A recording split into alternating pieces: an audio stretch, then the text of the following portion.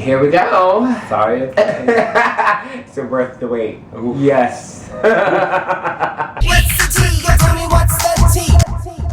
Hello, Drag Racers. I'm Maddox. And I'm Logan. And for Season 6 of RuPaul's Drag Race, every week we will be reviewing our top 3 moments of the week, the shade of the week, our favorite queen of the week, our least favorite queen of the week, our favorite look on the runway, and our predictions for next week's episode. So let's get this shit on the roll. So, we all know that this episode was the Snatch Game, and my first favorite moment of the week was when RuPaul was actually doing the walkthrough of, like, to see if the queens were prepared or whatever. She walks up to Adore Delano, and this bitch does the entire speech from the Billboard Awards when Anna Nicole Smith is introducing Kanye West. Like, word for word, body language, and all she had on was a blonde wig, and I was already like, this bitch is Anna Nicole Smith. You got it. You are Anna Nicole Smith. Like, I was like, yes. It's not a far stretch for her. I know, but it was still flawless. On point. And then that just got me even more excited for the games, and then Bianca finding out that RuPaul was like in love with Judge Judy. It was just, I loved when RuPaul did the walk around. It was great. And then we saw the dumb girls like Gia Gunn, who is putting on makeup and doesn't know who she's gonna be. Like, Called it. Called it. My first favorite moment of the week was my little angel of retardation, Laganja Estranja, coming into the workroom with that thing on her head, and then standing at the table, putting her foot up, saying, I need to stretch, because I'm young, hung, and clearly march to the beat of my own drum. And Bianca was saying, wait, where did that come from? It was turned up to another new level this episode. You went from like a 10 to a 10 and a half, 11. And I was like, I really think that she, like, when she got on the show, and she was still at home, she was like, oh, what are these cute things and little sayings I can have so I can have the most camera time? But she just doesn't know when to apply them. So, like, her doing that was, like, highly annoying. It was stupid. Like, if somebody would have said something to her and then she would have came back like, yeah, and like, but no one talks to her. But no one said anything, and she just came out of nowhere saying that. So it was like, girl, why did you just say that? In response to that, I would like to say, Laganja, take several seats. Oh, girl, you know she watches. Hey, girl, take a seat. Or 2. Or 3. My second favorite moment was actually during the Snatch Game. Well, the whole Snatch Game is part of my... That's my whole second favorite moment, because there's Bianca pulling out the fucking puppet, and I almost fell to the floor. I wasn't prepared. When she pulled out that little black man... Girl, I just about lost it. I couldn't even compose myself. I was like, what is going on right now? Adore Delano staying in character the whole entire time. And then I also liked, shocking, Jocelyn Fox. That's what... Jocelyn, girl, you coming up. I liked her as Teresa, and then she did Fran Drescher in, like, the confessional, and I was like, you just destroyed Courtney Act's whole life. Because you did her character better than she did. Fran Drescher. Really, you were like, I know that I can do a better Fran Drescher than Courtney. I mean, come on, Mr. Cheville. I was like, why didn't she do that? That was part of my second favorite moment, except for my favorite moment in the Snatch Game was Jocelyn saying, it was Judice or Judice or now Jocelyn. I was like, you dumb bitch, that's funny. Where has this been? Jocelyn, you know that you and I have been having words over Twitter, and I have to say, you are on the come up, girl. She is on the come up. She started at the bottom, now she's coming to the top. Hey. I never thought I would have said this, but I love Miss Jocelyn Fox. She's one of my favorites of the entire Snatch Game. Yeah, she was. Her, Bianca, and Adore really turned my party. I know that, what's-the-face won, Ben De La Creme, but I didn't know. I don't watch Downton Abbey, so I was just like... I didn't either, but I still thought that shit was funny. But I also think you lies you tell. You said you didn't know any A British accent. I think that you just wanted to keep everyone under suspense. Yeah. Girl, because you knew everything. But What I am definitely sad is they didn't show enough of Darian as Paula Deen. Because when they showed I think her she would've eating been the funny, stick yeah. of butter, I was like, Yeah, she come probably had on, more funny fat parts. ass, you better eat that butter. You better do it. My third favorite moment was the shade of RuPaul's face falling to the floor when milk came out as man RuPaul. I have to go. Girl. Milk Queen. RuPaul was sitting there with all smiles. All the other girls were walking out. She was like living for the moment that they were her. This bitch Milk turned the corner with a bald head. RuPaul's face fell on that table so hard, I thought RuPaul was gonna I thought she was gonna get up and eliminate her right there. She was upset, to say the least. I still don't know if I liked it or hated it. What is your third favorite moment? My third favorite moment was all of the opening up that happened during this episode. Oh, yeah.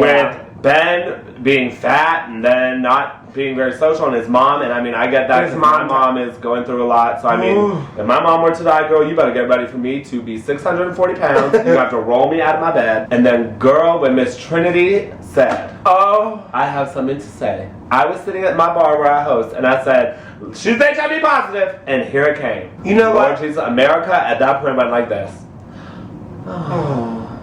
you know what? I did. And that takes a lot of courage. Courage. First of all, it takes a lot of courage to tell people that you know personally and to like announce that on television. Kudos to you, girl. And you know, I hope It showed vulnerability. It does, and I hope it opens her up because she has been closed off, and now we know why she's been closed off. But I hope that for the upcoming episodes, now that she's got that off her chest, I hope that it just like makes you be able to really be the Trinity that everyone knows. And blossom. My final opening up moment was Bianca Del Rio being nice.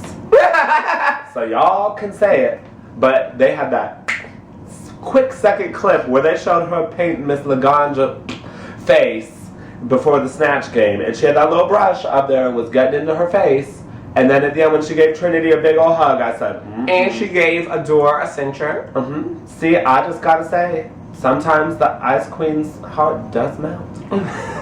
She was like, don't tell anybody that I'm being nice to you. And I think that just should take some people from the level of Bianca's just hateful. If she was just hateful, then she wouldn't have helped anyone. And there's a lot that happened in previous episodes that they didn't air that she helped.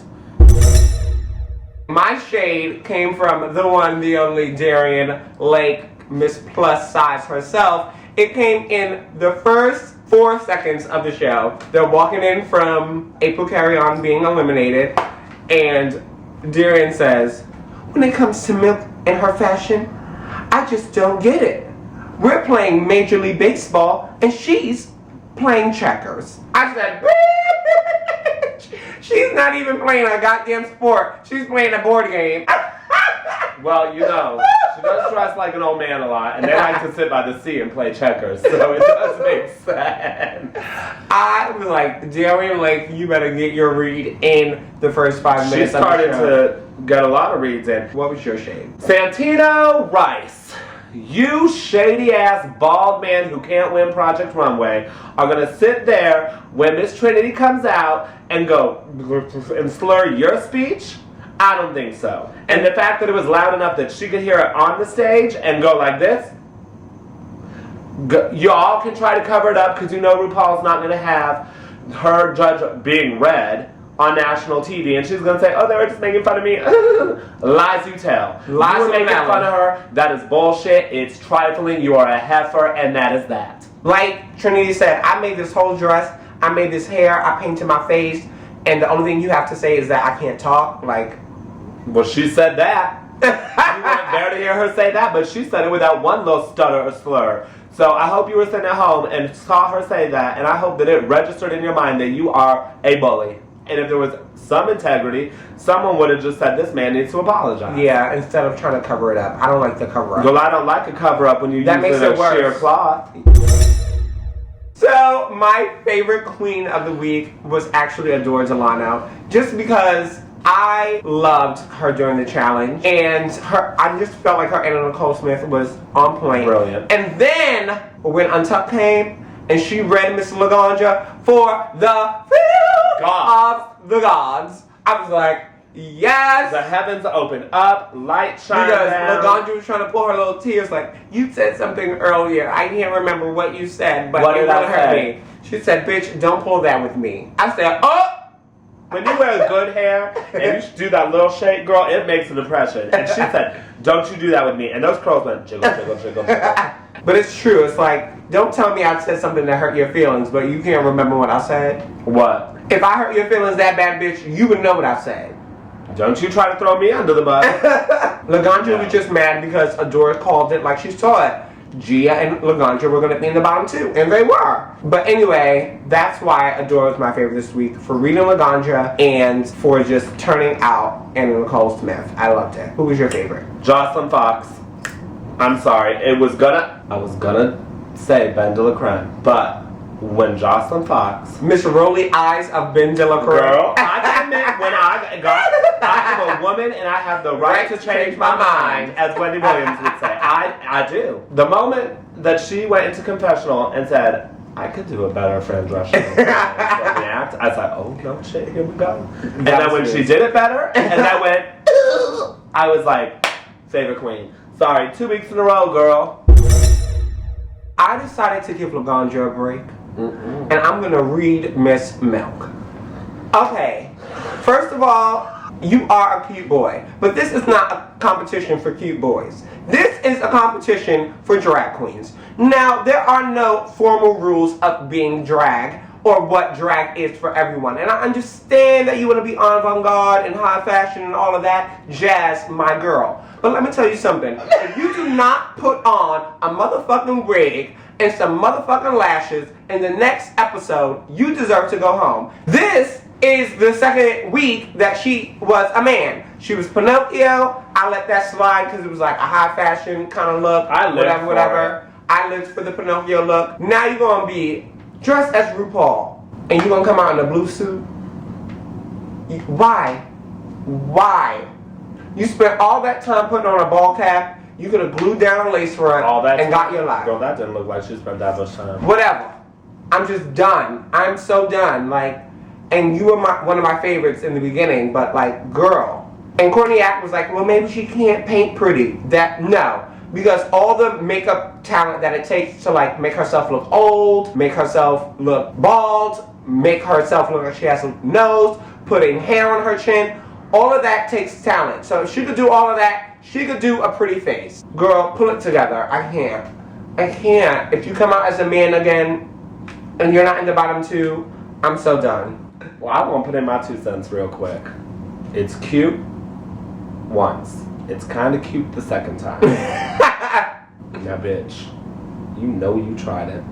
And I'm going to let you just live with the fact that you know you tried it and you, no pun intended, skimmed on by. Well, my least favorite queen of the week was going to be Laganja, but I feel why beat a dead bush. Then it was going to be Gia Gunn for being a bitter ass boo when she got eliminated. Y'all still men, you still got one eye closed, bitch. So I decided, let me deep down to the pits of my anger of this week and call out Mr. Santino Rice for being the shadiest queen this fucking week. Oh. You are a shady, trifling, heifer queen, and you know why. Bye. And that is it. And that's how the cookie crumbles, girl. I wish I had some milk to dip it in.